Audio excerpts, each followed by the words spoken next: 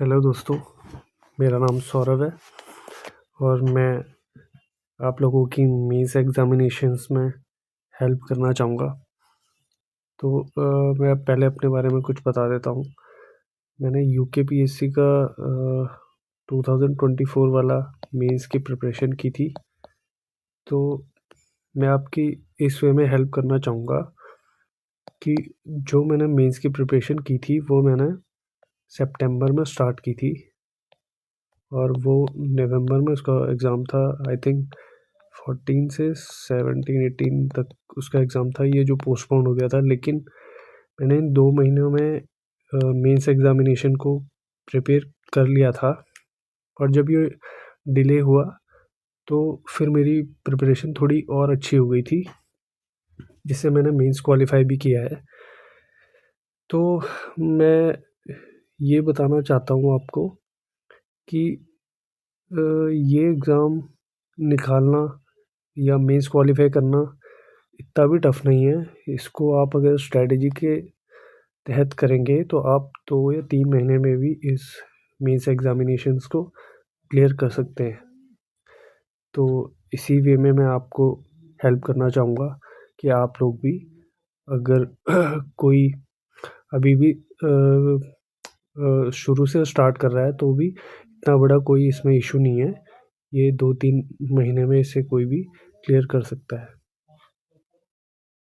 शुरू करने से पहले मैं आपको ये बताना चाहूँगा कि मैंने एसएससी सीपीओ और एसएससी सीजीएल जो एग्ज़ाम होते हैं इनको भी काफ़ी कम समय में क्लियर किया था और एसएससी फेस का एग्ज़ाम भी, उत्तराखंड सब इंस्पेक्टर का एग्ज़ाम भी काफ़ी कम समय में क्लियर किया और अभी जो करंट पोजीशन में मैं हूँ एआरओ की पोजीशन में इसको भी मैंने काफ़ी कम समय में क्लियर किया है। इसको और इसको लगभग साथ में ही प्रिपेयर किया था और इसी के बीच यूकेपीएससी का मेंस भी मैंने साथ में ही क्लियर किया था। तो ये सब बताने का मेरा मतलब ये नहीं है कि मैंने बहुत ज़्यादा एग्ज़ाम्स क्लियर किए हैं या कोई भी मैं अपनी तारीफ़ कर रहा हूँ। लेकिन मेरा ये बताने का मतलब है इन सब का ये बताने का मतलब है मेरा कि अगर थोड़ा स्ट्रैटेजी और गाइडेंस, थोड़ा कॉन्फिडेंस हो तो कोई भी एग्ज़ाम टफ़ नहीं है। तो आप कोई भी एग्ज़ाम निकाल सकते हैं। मेरा ये मानना है कि कोई भी एग्ज़ाम टफ़ नहीं होता है। आप कोई भी एग्ज़ाम क्लियर कर सकते हो। तो चलिए शुरू करते हैं। तो यूकेपीएससी एग्ज़ाम्स में मेंस एग्ज़ामिनेशन में लगभग 8 पेपर होता है। एक तो लैंग्वेज होगा हिंदी, फिर एक ऐसे होगा, फिर जीएस 1 से लेके 4 और यूके 1 और 2। तो मैं पर्टिकुलर कोई पेपर निकाल के आपको ये समझाता हूँ कि मैंने कैसे स्ट्रेटजी बनाई थी अपने मेंस के प्रिपरेशन में। तो जीएस 4 को उठाता हूँ और आपको ये बताता हूँ कि मैंने इसमें क्या किया था। तो ये पेपर एथिक्स का होता है। तो मैं इसमें क्वेश्चंस में नहीं जाऊँगा, मतलब आपको यही पढ़ना है, आपको ये नहीं पढ़ना है। मैं पर्टिकुलर सवाल या टॉपिक पे नहीं जाऊँगा। मैं बस आपको मैंने क्या किया है उसका एक आइडिया दूँगा कि आपको मतलब क्या करना चाहिए कि स्मार्टली वर्क कैसे करना चाहिए, जिससे मैंने भी वो स्ट्रैटेजी लगा के वो काफ़ी कम समय में मेंस एग्ज़ामिनेशन क्लियर की। तो सबसे पहले इसका सिलेबस देगा। तो देखो इसमें एक तो ये सवाल पक्का आएगा ठीक है, अब ये भी पक्का आएगा, ये भी पक्का आएगा। ठीक है, और वैल्यूज़ ये भी पक्का आएगा। प्रॉपर्टी इन गवर्नेंस ये भी पक्का आएगा। Code of conduct, citizen charter, ठीक है। और ये सब चीज़ें आएंगी ही आएंगी। अब मैं ये कैसे बोल रहा हूँ ये आएंगी, क्योंकि जो जो मैंने एनालिसिस किया था, ये मैंने सारे PYQ से निकाला था। जैसे ये आप देखें, यूपी PCS का मैंने ये निकाला था। यूपी PCS में जितने भी एथिक्स के क्वेश्चन पूछे गए थे वो सारे मैंने लिख दिए थे, ताकि एक ब्रीफ आइडिया मिल सके कि वो जो एग्जामिनर है वो सवाल उठा कहाँ से रहा है। तो आप देखेंगे कि ये देखिए, इमोशनल इंटेलिजेंस यहाँ पे आ चुका है। ये देखिए, इमोशनल इंटेलिजेंस यहाँ पे आ गया है। यहाँ पे एटीट्यूड भी आ गया है। ये देखिए यहाँ पे, और पर देखेंगे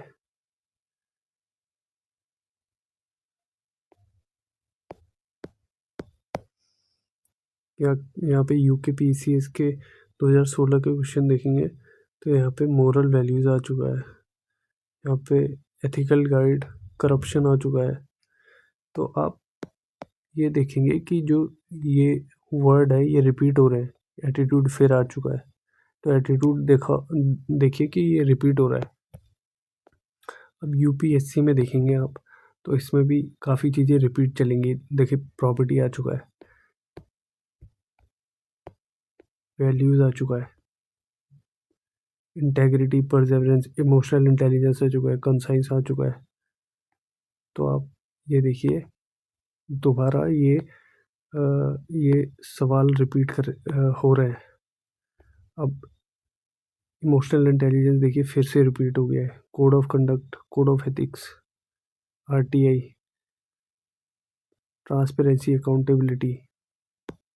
आप इन इन क्वेश्चंस में ये देखेंगे कि ये रिपीट हो रहे हैं, तो एक ब्रॉड आइडिया आपको मिल जाएगा कि अगर ये रिपीट हो रहे हैं तो मेनली आपको यही पढ़ना है। इस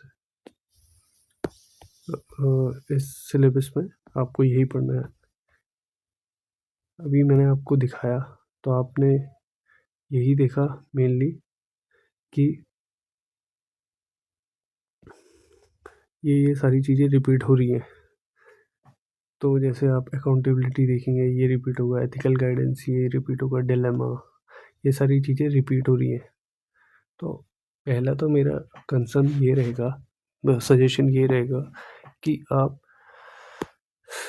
सारे UP PCS, UKPSC, UPSC, हर HPSC और MPPSC इसके PYQ एथिक्स के क्वेश्चंस लिखिए। इनको प्रिंट आउट भी कर सकते हैं, लेकिन मेरे हिसाब से लिखना सही रहेगा, क्योंकि लिखते टाइम आपको ये पता चल जाएगा कि आप क्या क्या लिख रहे हैं। आपने एटीट्यूड लिखा, आपने एप्टीट्यूड लिखा, तो वो लिखते लिखते आपकी ये मेमोराइज हो जाएगा। जब आप 5 पेजेस लिखेंगे तो उसमें आपको खुद ही पता चलने लग जाएगा कि आपने एटीट्यूड कितनी बार लिखा है। तो वो एक, जब आप सही डायरेक्शन में जाएंगे तो एक सेल्फ बिलीव आएगा और थोड़ा आपको कॉन्फिडेंस आएगा कि हाँ मैं सही कर रहा हूँ, मैं सही डायरेक्शन में जा रहा हूँ। तो मेरे हिसाब से ये लिखिएगा। ये जो आप PYQ होंगे सारे ये लिखने हैं। प्रिंट आउट भी निकाल सकते हैं, लेकिन लिखना मैं प्रेफर करूँगा, सजेस्ट करूँगा कि आप लोग लिखें इसे। तो लिखने के बाद उसको एनालिसिस करना है कि एटीट्यूड वाले सवाल में कितनी बार आया। तो तो आप देखेंगे attitude, aptitude, emotional intelligence, accountability, transparency, ये बहुत सारे टाइम में रिपीट हो रहे हैं। तो आप ये देखेंगे ये सारी चीज़ें रिपीट हो रही है तो इनको हाईलाइट कर दीजिए। तो जब आपने इन्हें हाईलाइट किया तो आप अब इनमें ज़्यादा फोकस करेंगे और ये भी आपको पता चल जाएगा वो एटीट्यूड से क्या सवाल पूछ रहा है। फॉर एग्जांपल एटीट्यूड से वो ये सवाल पूछ सकते हैं कि सिविल सर्वेंट का एटीट्यूड क्या होना चाहिए, या फिर वो सवाल को घुमा भी सकते हैं कि आप किसी सिचुएशन में अब आपका एटीट्यूड क्या होना चाहिए। इमोशनल इंटेलिजेंस, सिविल सर्वेंट का कैसा होना चाहिए, इमोशनल इंटेलिजेंस कैसे सिविल सर्वेंट को हेल्प करता है, या फिर इमोशनल इंटेलिजेंस डेली लाइफ में कैसे यूज़ होता है, इमोशनल इंटेलिजेंस क्या होता है, इसके पॉजिटिव, नेगेटिव, और ऐसे ऐसे सवाल आपको PYQ से पता चल जाएंगे कि ये इमोशनल इंटेलिजेंस से किस डायमेंशंस में जा सकता है, एटीट्यूड में किस डायमेंशंस में जा सकता है, एप्टीट्यूड में ये किस डायमेंशन में जा सकता है, प्रॉपर्टी में ये किस डायमेंशन से जा सकता है। अगर आपने ये सारे सवाल लिख दिए तो जब आप ये सारे क्वेश्चंस को आप लिख देंगे और हाँ, इनको प्रिपेयर भी करना है, इनके सॉल्यूशंस लिखने भी हैं। जब आप इतने सारे क्वेश्चंस को लिख लेंगे, लगभग इससे आपके लगभग 30 क्वेश्चंस बनेंगे, तो ईच से 30 तो 150 क्वेश्चंस तो यहीं से बन जाएंगे आपके। तो 150 क्वेश्चंस के जब आपके डायमेंशंस खुल जाएंगे तो अब यहाँ से लगभग आपका 60 to 70% क्वेश्चन पेपर आराम से सॉल्व हो चुका है। जो भी आपको मेंस एग्जामिनेशंस में क्वेश्चंस आएंगे 60 to 70% आप इजीली कर लेंगे। ये 30% आपको टेस्ट सीरीज या फिर बुक से, लेक्सिकन की बुक से कवर हो जाएगा। लेकिन ये 60 to 70% आपने बिना किसी ज़्यादा मेहनत के आप और बहुत ही कम टाइम में आपने 60 to 70% आपका कवर हो जाएगा सिलेबस एथिक्स में। तो ऐसे ही आपको हर पेपर के लिए प्रिपेयर करना है ये स्ट्रैटेजी करके, क्योंकि ये बहुत ही कम टाइम में आप काफ़ी ज़्यादा कवर कर लोगे। और आप देखेंगे जहाँ भी आप टेस्ट सीरीज़ लगाने जाएंगे ये स्ट्रैटेजी आपकी बहुत काम आएगी, क्योंकि आप इन सारे एग्ज़ाम्स के क्वेश्चन सॉल्व कर चुके हैं। तो यही सवाल यहाँ घूमते हैं। और एक चीज़, आपको क्वेश्चन बैंक तो मिलेगा ही मिलेगा इससे, जो आप ये PYQ देखेंगे। लेकिन इससे दूसरी चीज़ क्या अच्छी होगी जो आप महसूस करेंगे, जो मैंने महसूस की और जो आपको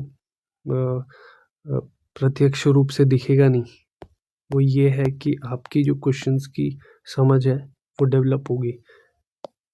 नॉर्मली आप जब बुक पढ़ते हैं और टेस्ट सीरीज़ में जाते हैं तो टेस्ट सीरीज़ में आप देखेंगे कि कुछ ऐसा सवाल आएगा जो आपको पता तो होगा लेकिन आप कैच नहीं कर पाओगे कि वो सवाल आपसे क्या डिमांड कर रहा है। लेकिन जब आप इन 150 क्वेश्चंस को गो थ्रू करोगे तो आपकी क्वेश्चंस की समझ भी डेवलप हो जाएगी कि ये सवाल डिमांड क्या कर रहा है। उनके आंसर लिख लिख के और इनको देख देख के, इनको लिख के, इनके आंसर्स लिख के आपकी एक समझ डेवलप हो चुकी होगी कि ये सवाल डिमांड क्या कर रहा है। और ये आपको मेंस एग्जामिनेशन में बहुत हेल्प करेगा, क्योंकि वो टाइम बहुत कम रहता है। इसलिए जब भी मेंस एग्जामिनेशन में लिखेंगे तो वो बार बार आपको, क्योंकि आप काफ़ी क्वेश्चंस से गो थ्रू हो चुके हो, तो वो चीज़ आपको हेल्प करेगी। आपको फटाफट कैच हो जाएगा कि क्वेश्चन डिमांड क्या कर रहा है और आप फटाफट आंसर कर पाओगे।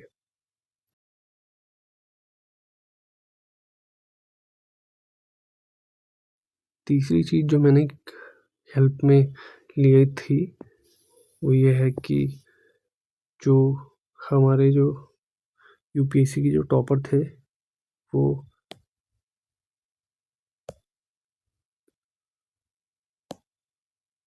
अभिषेक श्रीवास्तव, इनकी copy.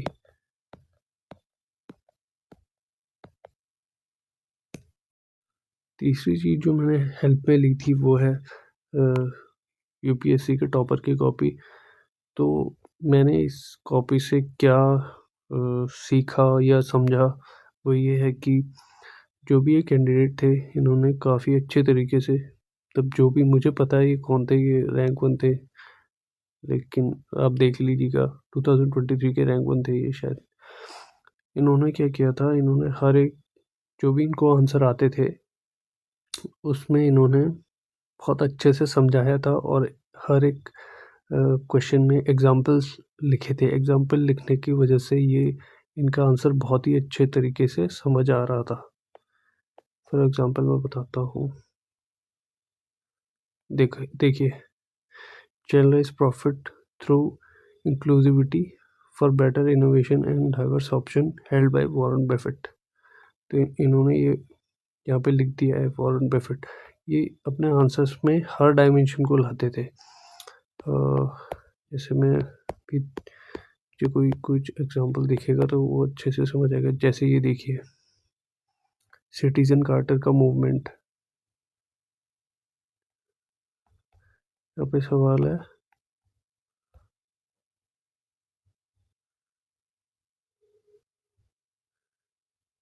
Capacity of senior to initiate any transformative process is conditioned upon it being appropriately designed and effectively executed.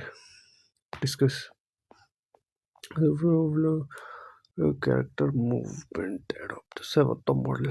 सेवत्तम model second ARC में था, तो ये ब्रैकेट में सेकंड एआरसी लिखना ये भी बहुत इम्पैक्टफुल रहता है। यही मतलब एग्जाम्पल सेट करना कि मुझे नॉलेज है और वो कितने अच्छे से मैं रिप्रेजेंट कर पा रहा हूँ। जैसे इन्होंने यहाँ पे ये लिखा है माय गवर्नमेंट पोर्टल, ये एग्जांपल दे दिया इन्होंने पब्लिक ट्रस्ट का। माय गवर्नमेंट पोर्टल में एक, जहाँ तक मैं ध्यान कर पा रहा हूँ, इसमें एक पब्लिक और गवर्नमेंट के बीच एक कनेक्शन बनता है, नेटवर्क बनता है माय गवर्नमेंट पोर्टल से। यहाँ पे इन्होंने करप्शन के खिलाफ अशोक खेमका का एग्जांपल दिया है। तो यहाँ पे एमस्टॉक पाम का एग्जांपल दिया है, जिन्होंने फेसबुक की फंडिंग से पब्लिक फंडिंग करवाई थी, जिससे इन्होंने रोड बनवाई थी। तो ये जहाँ तक मुझे याद है इन्होंने लगभग 20 to 30 एग्जांपल्स लिखे थे अपने इस पेपर में। देखिए, ये Prashant Nair IAS, Kozhikode campaign, DM Surajpur. तो देखिए इन्होंने हर एक डायमेंशंस को पकड़ा है। Gandhi ji, DPSP, article 38, example Aruna Suhag के सॉरी। तो आप इनकी कॉपी देखेंगे तो आपको ये समझ आएगा कि आंसर लिखने कैसे हैं।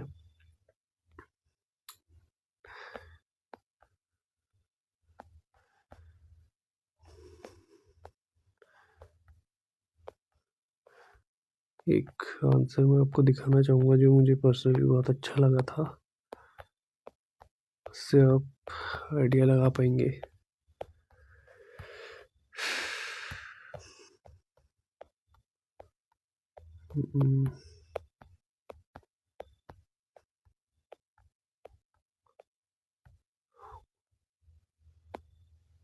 देखिए, CS Rathore singing national anthem to calm the movement Bangalore.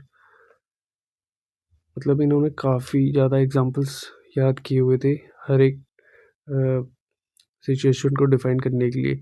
तो इनका आंसर बहुत ही अच्छे से समझ आ रहा था। इन्होंने आईपीसी की सेक्शंस भी याद करे हुए थे। तो चलिए, अगर मुझे बाद में मिलेगा तो मैं आपको दिखाऊंगा, अभी तो वो शायद मिल नहीं रहा है वो एग्जांपल मुझे। तो मैंने इन चीज़ों से ही याद किया था, अपना पेपर एग्ज़ाम प्रिपेयर किया था। तो चलिए सम अप करते हैं। पहले तो आपको PYQs सारे लिखना है, तो वो मैंने ऊपर बता दी है कौन कौन से एग्ज़ाम्स के। ये लगभग 150 क्वेश्चंस होंगे और इनके सॉल्यूशंस भी लिखने हैं। उसके बाद आपको नहीं, उससे पहले आपको सिलेबस मतलब एथिक्स का पेपर जो भी है इसको एनालिसिस करना है, और ये क्वेश्चंस लिखने के बाद भी एनालिसिस होगा, उसके सॉल्यूशंस लिखने के बाद भी एनालिसिस होगा कि किस पे ज़्यादा फोकस करना है। उसके बाद आपको जो टॉपर्स की कॉपी है वो भी डाउनलोड करनी है, और उसमें देखना है कि वो कैसा लिख रहे हैं और उनके पैटर्न को अडॉप्ट करने की कोशिश करें। कोई भी, हाँ, एक और चीज़ मैं आपको बताना चाहूँगा, जैसे जिन टॉपर की कॉपी मैंने देखी थी उनका एथिक्स बहुत अच्छा था। उस साल 140 वो एथिक्स में लाए थे, लेकिन उनका हर पेपर इतना अच्छा नहीं था। तो आप ये इंश्योर करिएगा कि आप जिस भी टॉपर की कॉपी देख रहे हैं उसका कौन सा सब्जेक्ट कितना अच्छा है और कौन सा नहीं है। तो ऑब्वियसली अच्छा वाला ही देखें और बुरा वाला छोड़ दें। तो टॉपर्स की कॉपी देखें और उनका जो राइटिंग स्किल्स है उसको अडॉप्ट करने की कोशिश करें, जो भी आपके फ़ायदे की हो। तो और हाँ, कम से कम इसमें एथिक्स में लगभग 50 टू 70 एग्जाम्पल्स याद करें, और अपने आंसर्स में डायमेंशन लाएं, जैसे कॉन्स्टिट्यूशन और वर्ल्ड लीडर्स। सिर्फ इंडियन लीडर्स तक सीमित ना रहें, वर्ल्ड लीडर्स लाएं। और बाकी आप टॉपर्स की कॉपी से देखिएगा कि क्या क्या आपको लिखना चाहिए। मैं अभी रिकॉल नहीं कर पा रहा हूँ, लेकिन आप इनको देखिएगा कॉपी से, आपको काफ़ी आइडिया हो जाएगा कि क्या क्या आपको लिखना चाहिए। सो थैंक यू, बस आज के लिए इतना ही। धन्यवाद।